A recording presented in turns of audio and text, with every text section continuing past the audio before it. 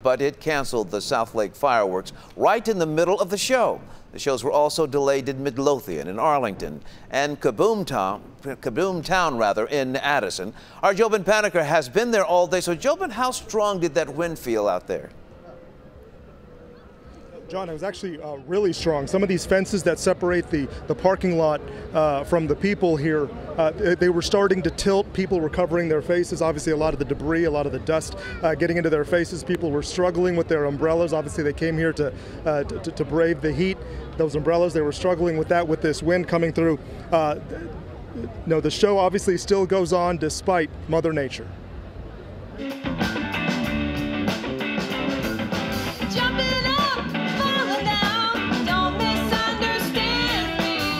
There is so much you can expect by now at Kaboom Town in Texas.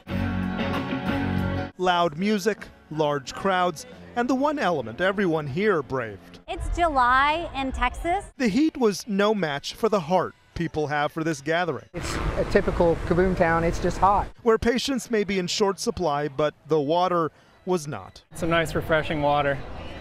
Ben Williams has a backpack full of it. Mike Bonds and his son are immersed in it. Yeah, cooling, misting air right now. Triple digits can only mean one thing: busy EMTs scrambling to get to park goers who have had a little too much sun and not enough water.